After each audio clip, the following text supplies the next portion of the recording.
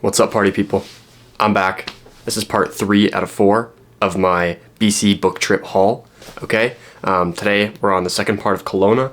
Right, so we were in Vernon first, then Kelowna again today, and then next week is Calgary. So we got a good selection today, as you can see by the thumbnail. Yeah, let's just dive right in. Oh, also, I finished reading Thomas Hardy's Return of the Native this week, so we'll talk about that after as well.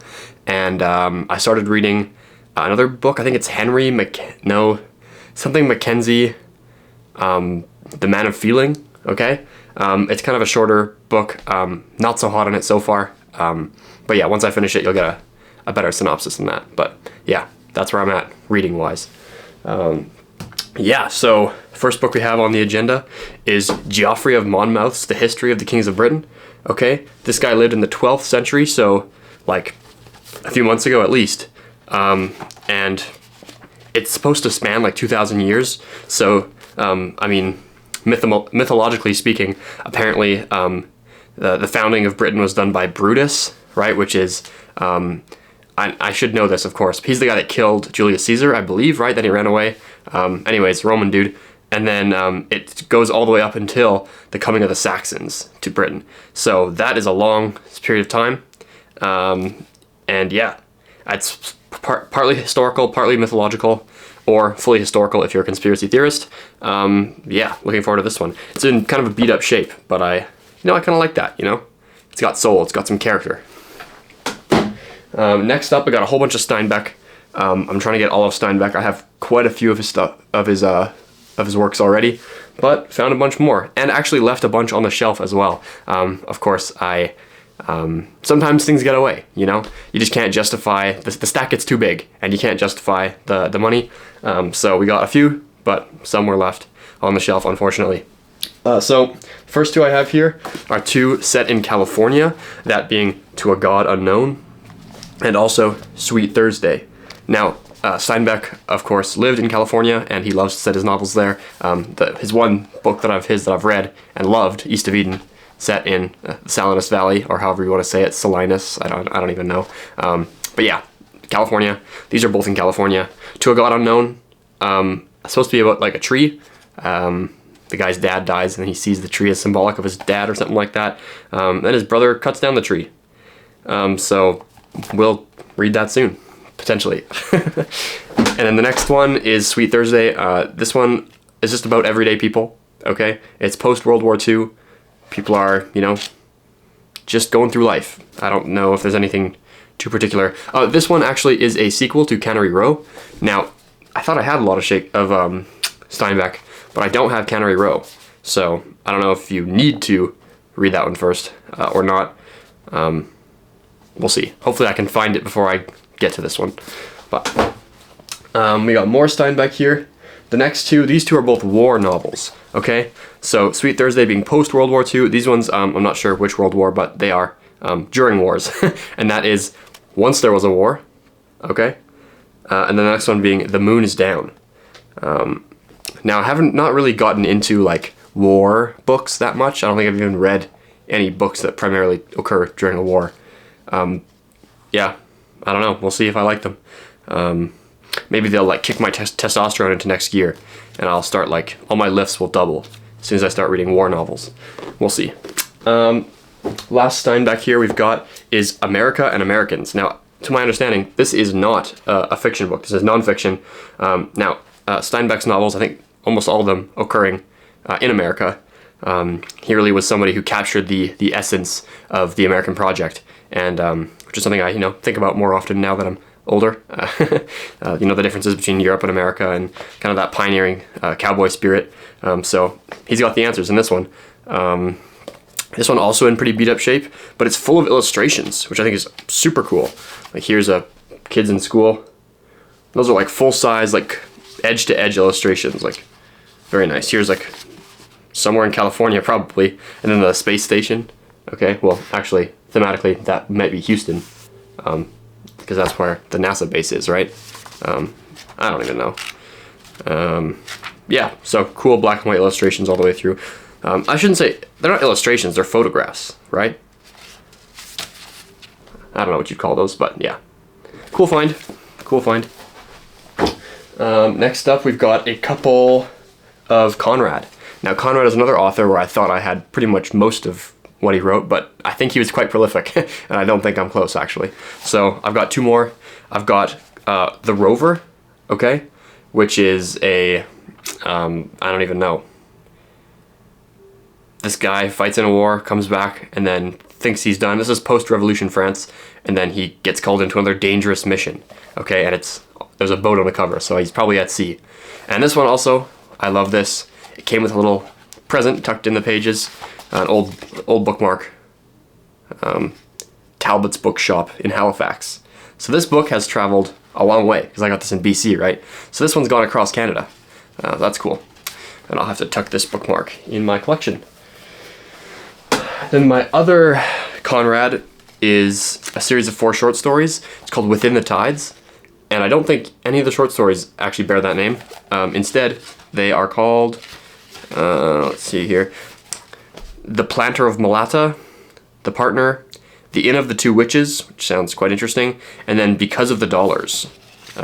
This one, oh yeah, go figure. The Penguin's Modern Classics, like the green, these flop so good. I love it.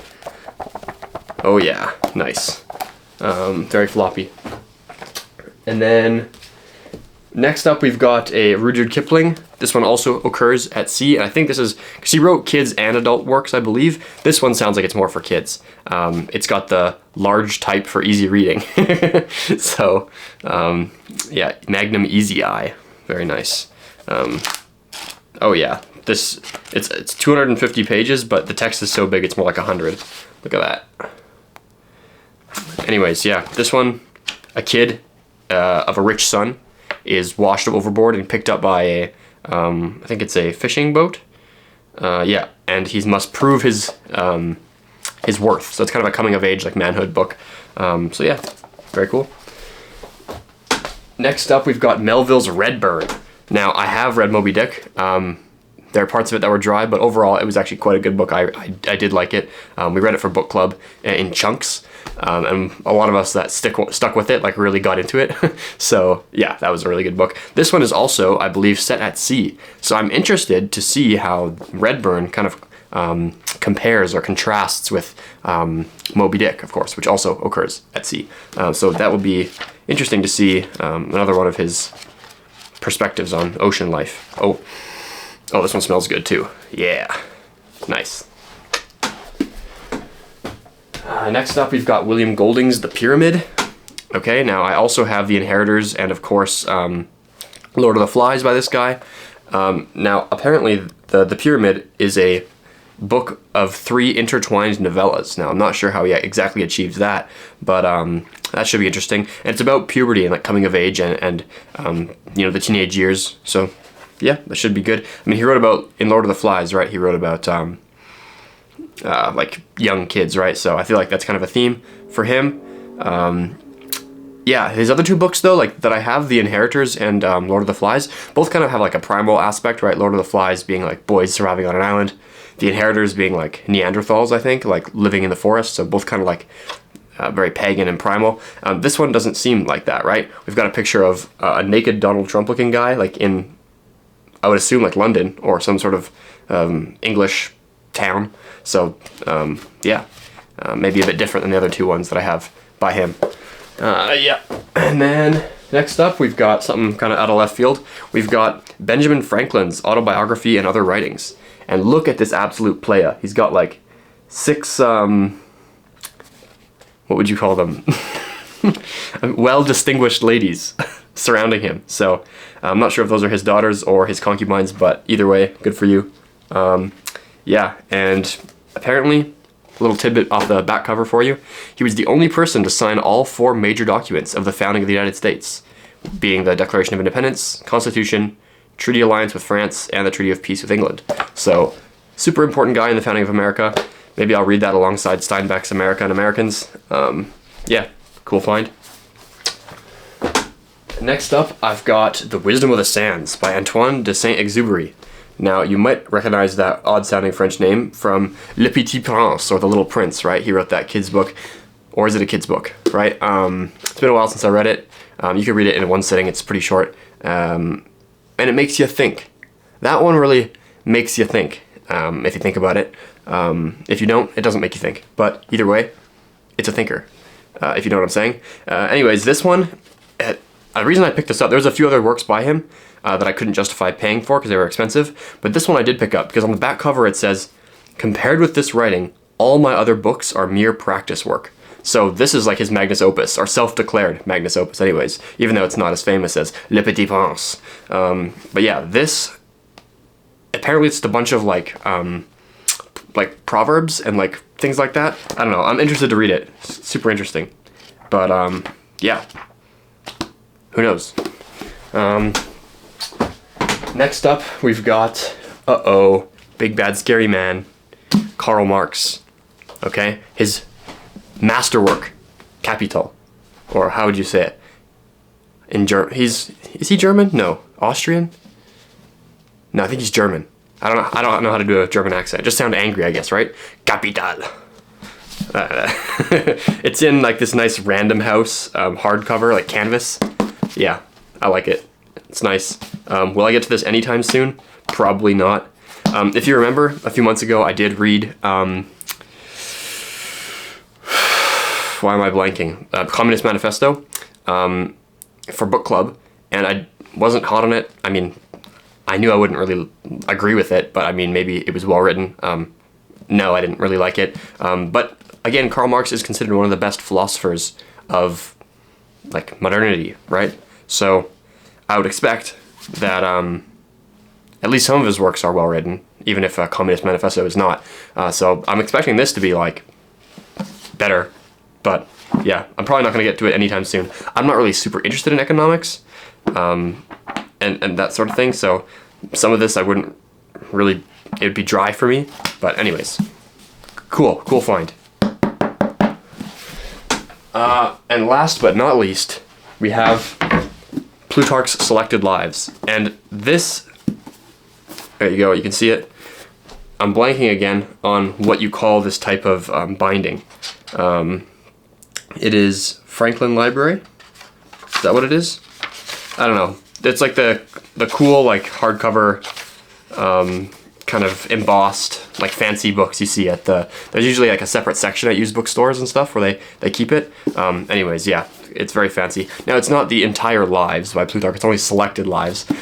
So maybe I'm missing out there, but yeah, anyways, very interesting, very pretty book. I don't really like hardcovers actually too much, but this one is cool. So, and it was ridiculously cheap. Like I feel like normally these types of books, when you see them, are like $30 minimum. This one is $9.50. So, yeah, I guess can't complain about that at all. Yeah, and then that's all for books that I bought in Kelowna Part 2. But I also wanted to talk briefly about Thomas Hardy's Return of the Native. Now, if you're in book club with me, okay, maybe click away because we're going to talk about this in a week. But I do want to write an essay on this book because it was kind of slow going at the beginning. I kind of feel like it's similar to East of Eden that way. Like I didn't really like it right away. I was like, oh man, did I pick a bad book? But then it picked up and I ended up really liking it. So maybe the best books take a while to get into. Who knows? But I don't want to provide too much of a synopsis for you guys just because I don't want to spoil it because it is a good book. Basically, it's a character study on these two different people. Eustacia Vi, her maiden name being Vi. Eventually, she gets married to Clem Yeobright.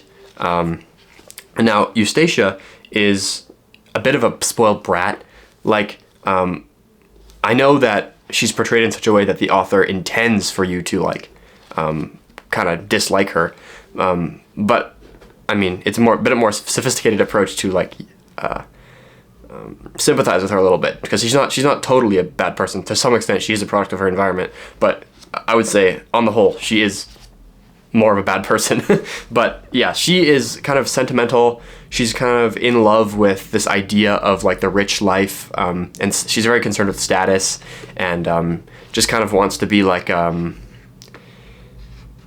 She's very sentimental and it's hard to describe. Like, she's in love with like concepts and like ideals and she's not very practical. And yeah, she just likes going on walks at night and she's very artistic. Like if she lived nowadays, she'd probably like dye her hair like blue and go to art school, right? Like that's the type of person she seems to be.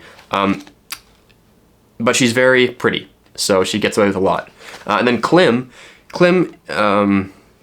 catches her eye because he comes back from Paris, and that's why it's called Return of the Native. There's no natives in the book. When you say natives, you think of like American native, right? But he's a native to the Egdon Heath, which is the area in England where he lives.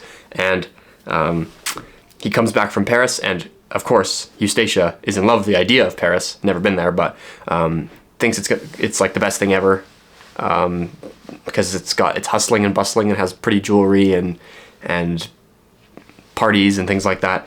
And so she falls in love with him, but the love is tainted by her expectation that she'll be able to convince him to move to Paris after they married, even though he tells her straight up that it's never going to happen.